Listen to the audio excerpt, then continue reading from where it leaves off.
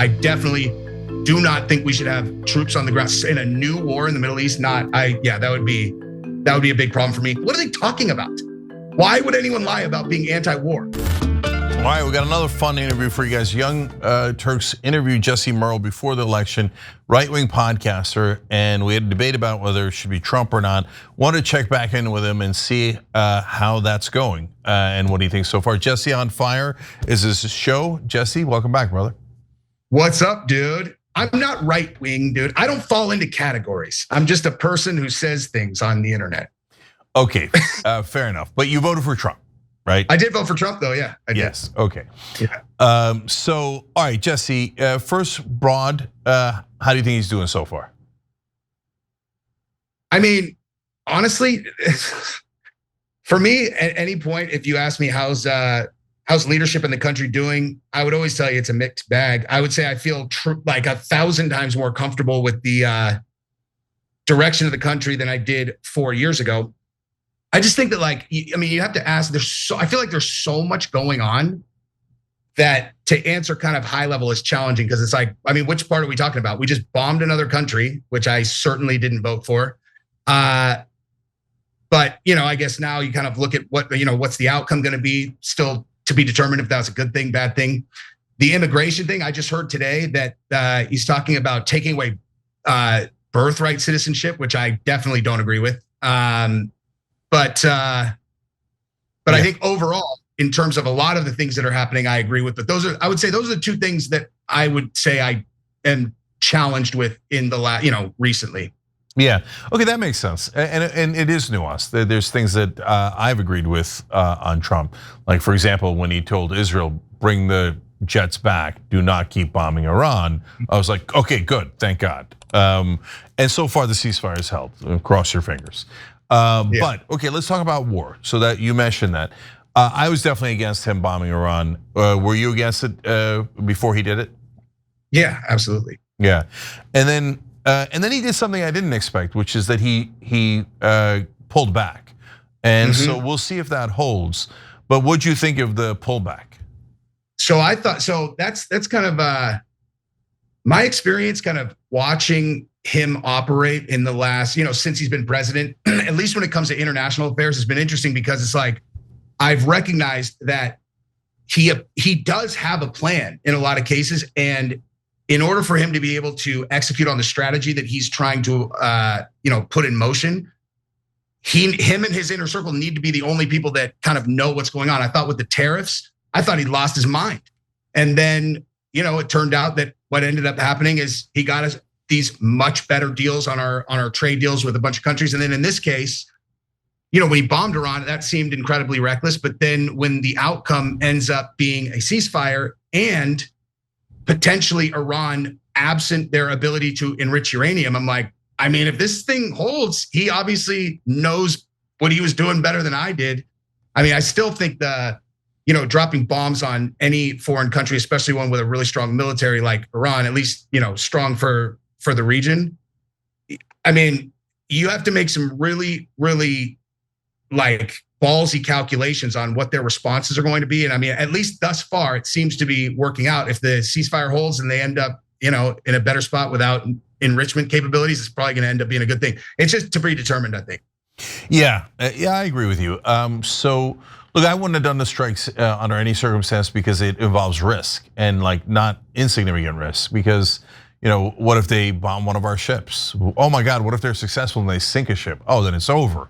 We're going to go full bore into Iran and it's going to be an epic disaster, right? So I had those concerns, apparently you had those concerns. So let me ask you what your red line is, Jesse. So far, if it turns out this is all that happened and he gets this ceasefire and Iran and Israel don't ever hit each other again, Gaza's a whole nother thing, right? But if he stopped that, I get it. I get people saying, hey, maybe it worked. Maybe he destroyed their facilities. They didn't really hit us back. And Iran and Israel are not in a war anymore. Okay, if, great. But if it doesn't go that way, do you have a red line? Is it boots on the ground?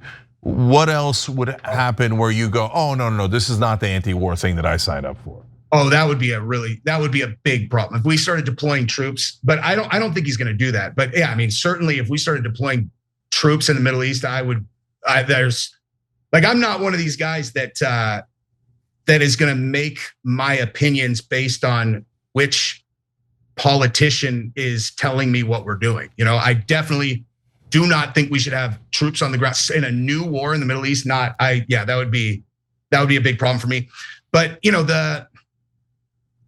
again, unless he did that, it's just kind of all hypotheticals. I just don't think he would do that. But yeah, that would be certainly. I wouldn't even say that there's necessarily a red line that exists, because I wouldn't have supported him bombing them in the first place. But apparently, he knew what he was doing. Did you see, by the way, the video of those bunker busters that went straight down that ventilation pipe? I saw that yesterday and I was like, at least at some point we could just let's just everybody set everything aside and just marvel at what humans are capable of in terms of, technological advancement. It's unfortunate that we focus all that energy on just, technology that destroys things as opposed to others, but pretty unbelievable what.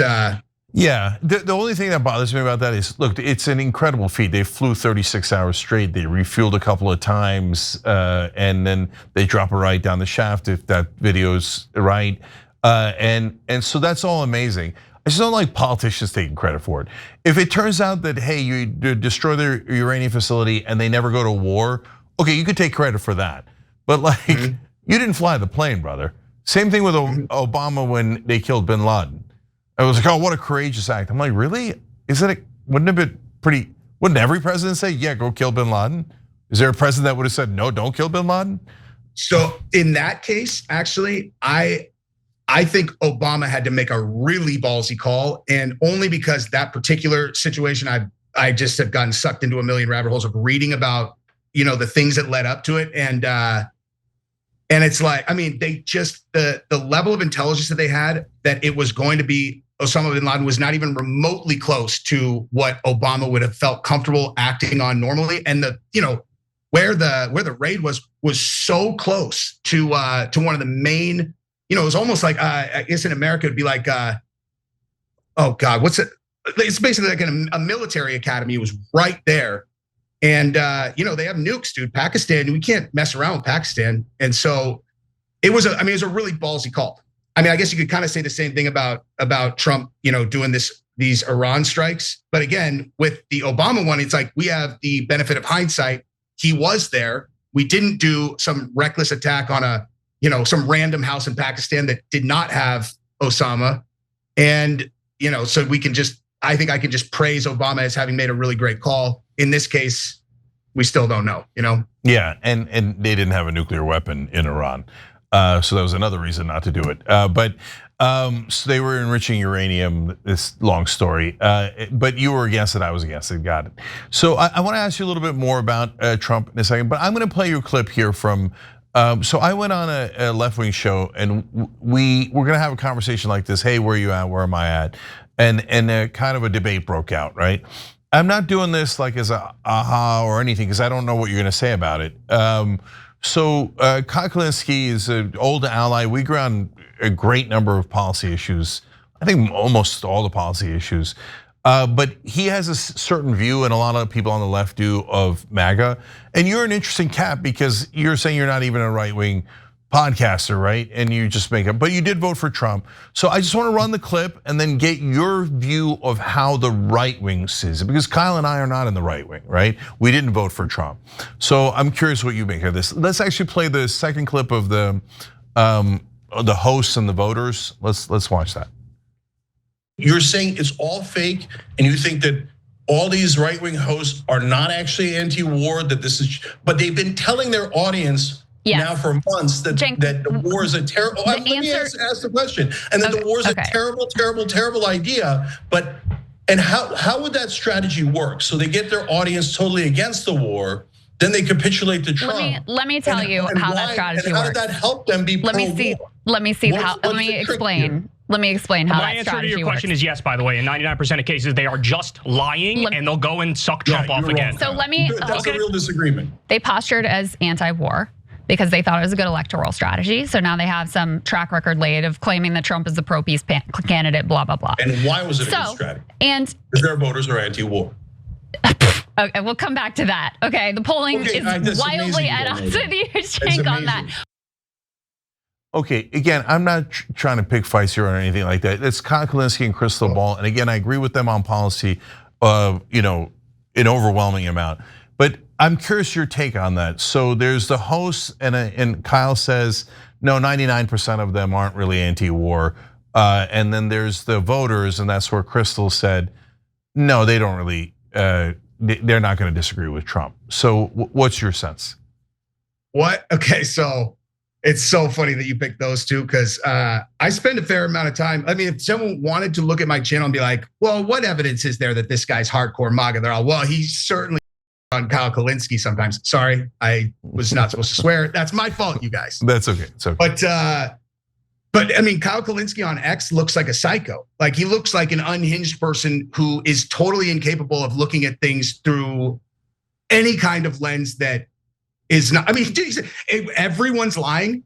So everyone who says, I don't want to bomb children in the Middle East, or I don't want us spending our tax dollars to kill people in the Middle East. Hey, all of us, it's a big phony joke because exactly the point you made. It's like, what's the strategy there, guy? Like what possible reason would there be?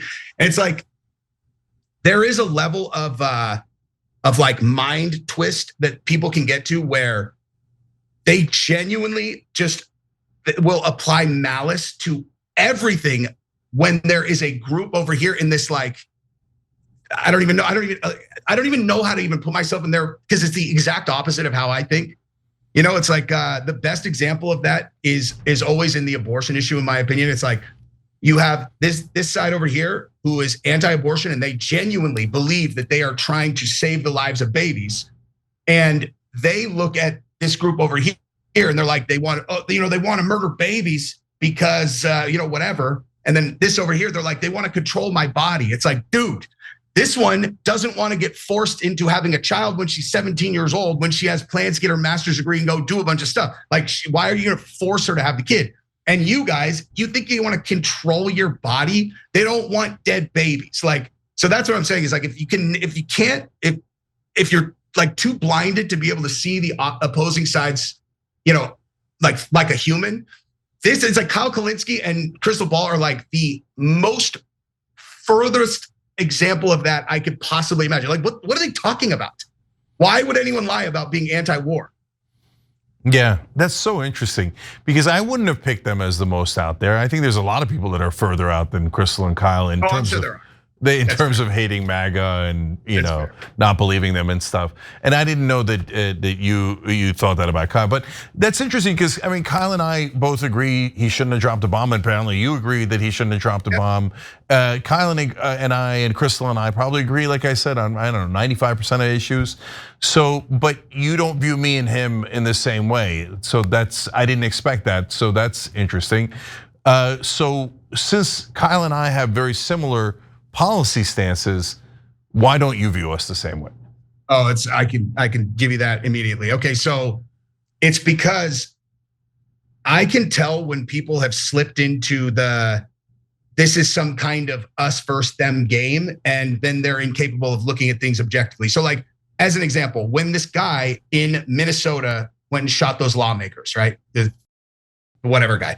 And there's this big dispute. It's all, oh, is this guy a MAGA terrorist or is he a Democrat? And it's like, he's neither, he's a crazy person, okay? Like, it doesn't matter what his politics are. If you go and look at Kyle Kulinski's X account throughout that thing, he was like, he had to be right that this guy was a MAGA guy, even when it turned out that this guy had been appointed to a 4-year work development force by Tim Walz personally, and that his wife worked for Tim Walz. It's like, and to be clear, I'm not trying to make you take credit for him. I'm saying he's a crazy person, but he's definitely not MAGA. And then just go look, like he actually put a post up after that information came out, trying to convince his user that still, even though that was out there, don't let these MAGA people confuse you. He is a MAGA right-wing lunatic. And you're like, that's embarrassing, guy. Like, that you want to die on that hill, dude? So that's really interesting because I agree with both of you guys. I agree with Kyle that he's far more likely to be MAGA. But I agree with you that it doesn't really matter. They're all nuts. Like Muslim fundamentalists, the Jewish fundamentalists who killed Yitzhak Rabin, they're all crazy. They're crazy people. Yeah, they're not mentally well. No one who's mentally well goes and kills other people and goes to jail for the rest of their lives. It does, right? And the mass shooters, they don't have any political ideology, except the mass shooters who do and leave behind a treatise. So one of us about insurance, that wasn't a mass shooter, but a CEO shooter. And then you got the ones about race, etc. Anyway, all right, last thing here, Jesse. Give me one or two things, if you have them, outside of war, where you've thought, I wish Trump hadn't done that.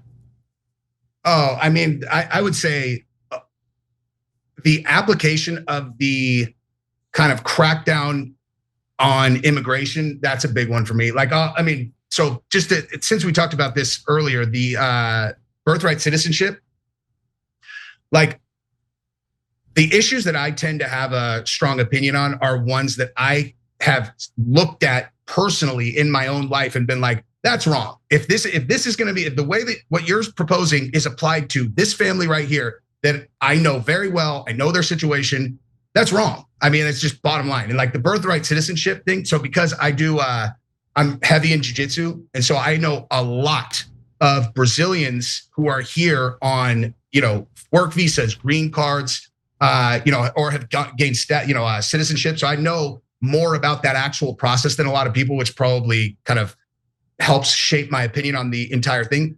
But if you're telling me that a person who has done the paperwork is here legally on visas or on a green card, they have a job, they pay their taxes, they have a child, that child should not be a citizen of the United States? That makes no sense to me at all. It's like, well, what are they? Where should they be a citizen? Like, they're like a person that just doesn't get citizenship. Like, that doesn't make sense.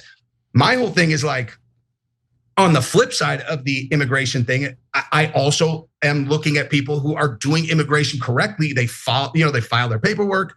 They know they have until this date to be here. Then they have to update it. They have to go do it, and they're doing all of those things. And so I don't understand the argument against that. It's like, if people are not, I mean, we have rules. If you want to change the rules, change the rules.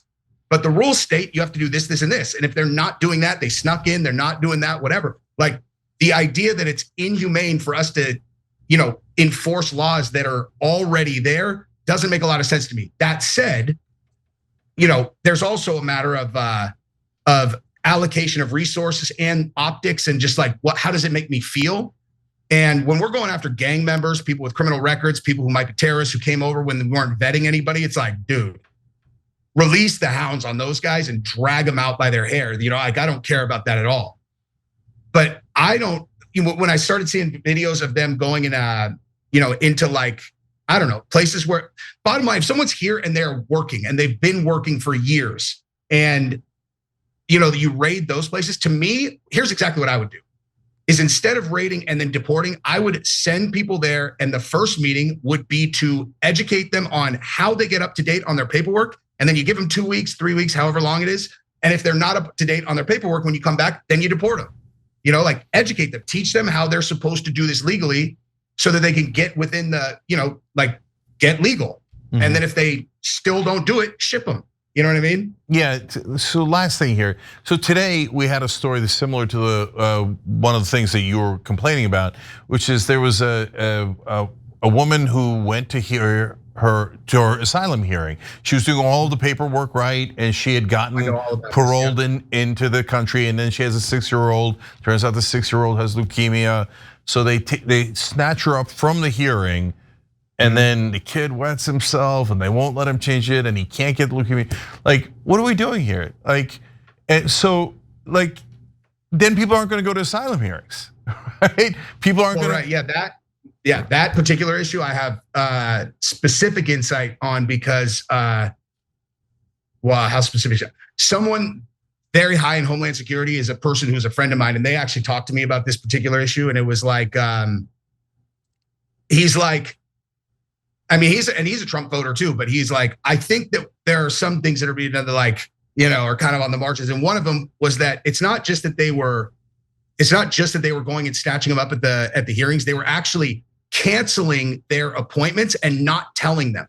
So like they were canceling the appointment, they wouldn't tell them, so they would show up, and like the whole purpose of this thing is to give them just to know where to get them, which is absurd to me, because like you're snatching up the people who are trying to do the right thing. That's my whole thing. Is like, if they are trying to do things right, allow them to do things right. If they're trying to skirt the system, then round them up and ship them, dude.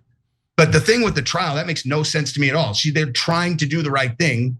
Let them try to do the right thing. You think that MS-13 is coming to their appointment? They're not coming. You know what I mean? I never heard it that way. That's a really good point. Here's who's not coming to their asylum hearing: MS-13. Definitely. Right. Yeah. So, okay, then super last thing is, I was gonna finish that thought with, Rogan said this, and I'm curious if you kind of agree with it. He said, look, I think a lot of people voted for, close the border and send home the undocumented immigrants who are criminals, got convicted of a crime, gone. We don't want them, right? But if you go into the middle of the country and you start going to Home Depots and restaurants and factories and stuff, and people have been here 10 years, 20 years, they're with their kids, and you start taking them out, people are gonna find it cruel. And he's like, I'm out, I don't want that. And I think a lot of people don't want that. And so do you think Rogan's kind of got it right for what people voted for and didn't vote for? Oh yeah, I'm aligned with him on that. And but just for the record, we're spending a lot of time about me kind of going, okay, here's where I would push back on Trump. But to be clear on this particular issue, I'll tell you the best way to ensure that you're going to have people signing off on what could have potentially been seen as like inhumane type of immigration stuff. It's like, all you have to do is just go start a riot in LA. Like give the visual of the pushback against this are burned cop cars again. And like, because the whole thing is like, just do it the right way. If you're making an attempt to do it the right way, then as far as I'm concerned, we should allow them to do the right thing.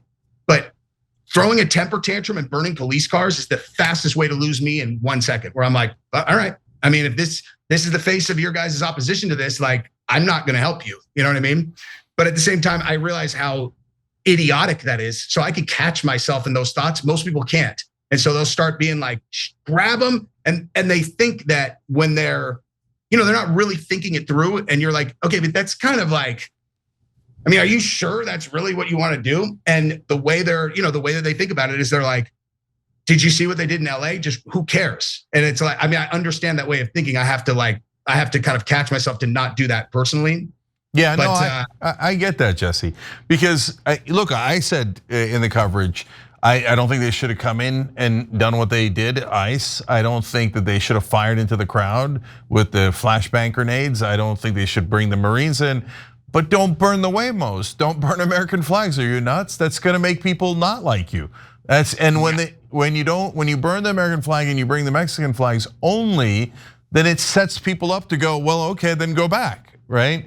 So did you see? Like it just hurts our side. Yes, exactly. Did you see that vice mayor in I don't remember, it's like one of those areas in LA who asked Florencia 13 and the 18th Street gang why they're not attacking ICE, and I thought you were about protecting your territory. I was like, she needs to go to jail, dude. Like, you send her to jail. Yeah, that's insane. Yeah, she made me want to pull my hair out. Like, don't ask the gangs to show up to protests. Yeah. I mean, just have some common sense. That doesn't help anybody. It doesn't help the undocumented immigrants who are just trying to work for a living and do the right things, as you were saying, et cetera. All right, you know what? I want to give people the proper context. I said last thing a couple of times, but I don't, I've asked you to criticize Trump on the things that you don't agree with, but you made a good point there. So tell me something you really like about Trump and what he's done so far. Oh man, you want to know what I love that he does is, if everybody would just set down their, whatever they think that they know about him and just allow him to do the thing where we all collectively celebrate the United States, where he's trying to do like the United States birthday, and all that stuff, and then do these events. Like, that stuff really matters. Like that stuff really matters. If everybody would just like be able to get aligned and go 4th of July, we're all, United States. Like, oh my God, that was Kyle Kulinski. I forgot about that. Kyle Kulinski posted on his Instagram that on 4th of July, he's gonna be going to the No Kings protest part 2. And I was like, dude, you geek, okay? Why don't you get an American flag and go to a barbecue, guy? Like you're on 4th of July. Okay, I'm not talking about like it's unpatriotic. I'm like, do you think that you're gonna be recruiting anybody who's cool if your tagline is like, we need to protest on 4th of July? You're like, get out of here, guy. Like, just stop being such a nerd. But like in terms of what Trump's done, get in there. Yeah, I mean, right? No, I don't know if I agree with you on that. Okay, but come on, dude. Okay, so listen, here's what I would say. So I think the No Kings protests were good. Nothing bad happened there. It was just Americans showing up to say nothing bad. Yeah, no, like at the LA one, the Waymos got burned. That's bad, right? That's a completely different thing. Yeah, and No Kings protest, nothing got burned. There was no property damage. It was just Americans expressing their point of view. If you don't do it on 4th of July, I could see that being patriotic in some way. The only thing I would say is, I don't know if I'm gonna find a middle ground between you guys, and I don't need to, but if you're going to go to a protest on 4th of July, please bring your American flag, right? Like, there you go. Right? Because then you say, hey, listen, I love America and I want to help it make it better, right? Mm-hmm. And the way you make it better is by coming to protests like this and saying, hey, I'm not in favor of this and I'm not in favor of that, I'm in favor of this, but I'm in favor of this because I love America and I brought the flag. And so look, I think that plays better for the whole country. And it at least, I mean, let me put it this way, Jesse, because I didn't think you were gonna say that, but would you at least? I have something else that's like actually about Trump, but go ahead. Sorry. Yeah, it's okay. Would you hear him out more if they brought the flags?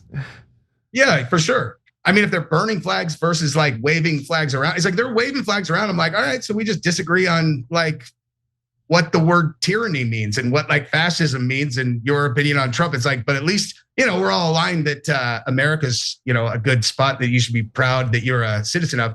But one thing that Trump did recently, actually, that again, is actually related to the Iran bombings, which we've obviously discussed, I was not in favor of, but when he apparently, so he deregulated the energy markets in the Midwest, like within the last couple months. And that kind of, I didn't even see it until after he bombed Iran, and they started threatening, energy. What's the name? The Strait of Hormuz. Whatever. They were going to put, where they were going to put 20% of the oil, global oil, distribution in jeopardy, and that's what someone was like. That's probably why he did the deregulation in the Midwest a couple months ago in preparation. He knew he was going to do this, and I was like, man, that's a strong move right there. Like if he knew, if it's because listen, like Israel starts bombing Iran out of nowhere, and then we do this strike, and like the idea that was not coordinated between our two countries is absurd. Which means that he probably did the deregulation in preparation for them threatening our oil supply, which is pretty sharp, dude. The guy knows he knows what he's doing. He's executing a plan. We'll find out, dude. He still isn't even like, what is he, 6 months in? So we got a long time. We'll be able to give him like a really good, grade, like a report card within a few years. Yeah, I'd be super surprised if he did that deregulation based on the bombing. But hey, I asked you to say something positive about Trump. You said it. Yep. So some things you like, some things you don't like. Hey, you're a person with. But I like him a lot. Overall, I like him a lot. He's hilarious. See, that's so interesting. You think he's funny and he loves America, and those are two things you love about him. Totally. And so, no, listen. And I watch people like I watched a guy on Redacted that they had on who was talking about specifically. He was talking about the Iran bombings, and he clearly had much more background than I did. I think he might have been a former weapons inspector, and so I'm listening to his take. Still trying to kind of like, I don't know, take this information in and process of like, what do I think about what just happened? And he's saying, they did this. And then afterwards, he's like, well, and we all know that Trump is incapable of doing anything that's not about Donald Trump. He doesn't care about America. He doesn't care about peace. He only cares about Donald Trump. And I'm like, is that really how these people see him? It's bananas to me. It's like, because I know so many people who know him personally. like because I'm like in UFC circles, and so like they like know him. They've like spent a lot of time with him, and all of them are like, these people have the most backwards, bizarre view of what he's actually like. And then Bill Maher went to dinner with him. Bill Maher hated Donald Trump, and he couldn't even help it. He got back. He's all, listen, man, I had a really good time with him. He's not how I expected. See, that's why I have these conversations. I could debate some of that and all the things you said that were positive about Trump, et cetera, but that's not the point. The point is, whether I talk to Kyle and Crystal or you and Dan Holloway, I'm getting your perspective. And I find it super interesting that you really like him as a person, you like that he loves the country, but you have issues with some of the things that he's doing. Okay, that's whether I agree or disagree, it's an interesting perspective. So thanks for sharing it, brother. I appreciate it. And if you watch Jesse on Fire, it's not just about politics. He also talks about culture and combat sports, as you might be able to tell from what he said. So check him out on Jesse on Fire. And thanks for joining us, brother. I appreciate it. Appreciate you, my dude. Every time you ring the bell below, an angel gets his wings. Totally not true, but it does keep you updated on our live shows.